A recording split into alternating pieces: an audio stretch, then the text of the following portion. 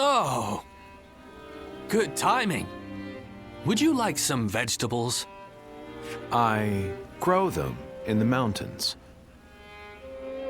I would love for you to try them. You are welcome. People were complaining about me having too many. Some of them are somewhat exotic, but if you boil them, they'll taste just fine. Well, they taste incredible, whatever they are. But I can't help but feel the farmer could make better use of his talents in another field. There's nothing wrong with a quiet life of study and agriculture. You, of all people, shouldn't lecture me. You have a point. Still, I'm certain that our old mentor would be disappointed in us right now. There's more to life than social success. Right now, I'm studying Fan Shenqi's manual. It's a very important book about farming. It has information on all aspects of agriculture. My old fellow here belittles me as a reclusive hobbyist farmer, but he is mistaken. Our nation is built on the soil in which our food is grown. Those who fail to see this are not fit to lead. Small details make up the bigger picture. My aim is to understand this fact more deeply. You understand, don't you? I can't believe you, zhuge Liang. I thought you were only playing at being a hermit to test people. That is another one of my aims. That's why I won't be leaving Jing province just yet. I'm waiting for someone who is able to look past my reputation and see the man within. I fear you may be right, but such a life is not without merit. You don't make life easy for yourself, do you, zhuge Liang? Although, I suppose most strategists are the same. Will you continue to keep an eye on him for me? I worry that he'll rot away up here and no one will notice. Goodness, to think both old friends and new acquaintances would show me such consideration. Well then, Guardian of Peace, expect an invite to my retreat in the near future.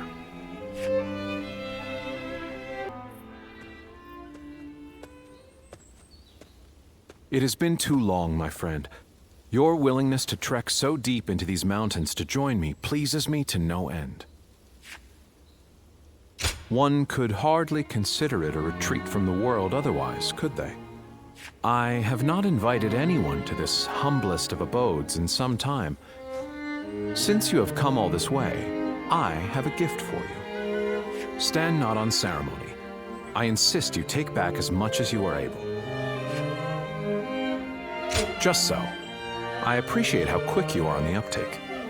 On a different note, I have heard you serve Lord Liu Bei as of late. Tales of your exploits have reached even my ears. For you, a guardian of peace, to commit yourself so wholeheartedly is, in a word, fascinating. But allow me to speak of myself for a moment. As you know, my acumen has been extolled as that of a veritable dragon.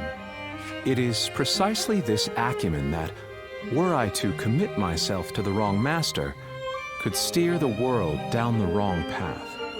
Until recently, I have lived a life of seclusion, avoiding contact with those who would wield the dragon for their own ambitious ends. However, once I learned of your deeds, I began to suspect my own conduct to be naught but cowardice. Perhaps one could just as easily call it the rationalization of an arrogant man, one neglecting to do his duty at that. Living here, isolated from the world, makes it a common occurrence to go days without speaking to a single soul. It would seem having you here has rendered me quite loquacious indeed.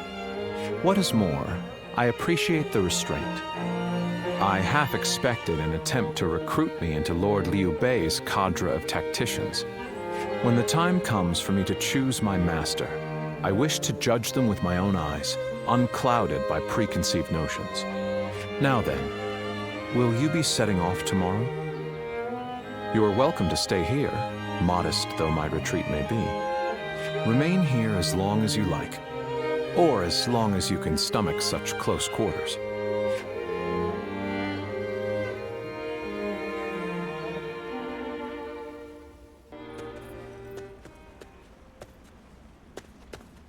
Quite a calming environment. Everything you need is close at hand, quite like the mountain retreat. Pardon me. To appear out of the blue and immediately comment on the state of your residence, I must be more exhausted than I thought. The result was as you say. Even so, the battle did not proceed exactly as planned.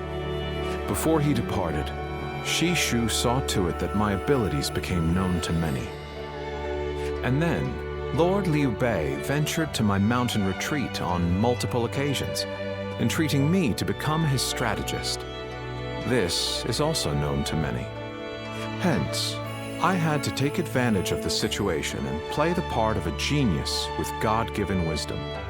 That is how I will demonstrate to friend and foe alike that zhuge liang, the sleeping dragon, has finally taken flight.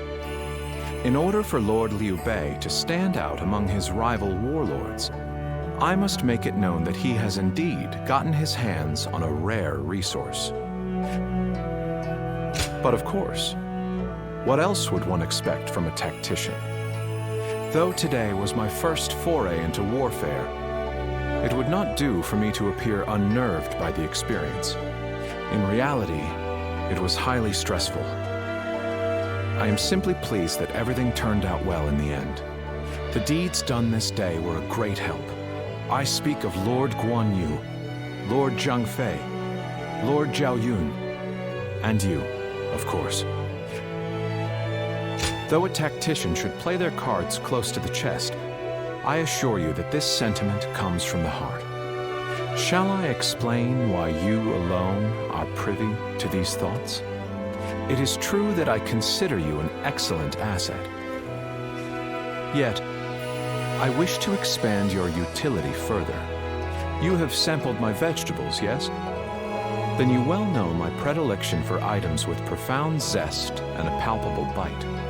May our fellowship be long and fruitful. I might not mind this traipse through the muck and mire with one such as you by my side.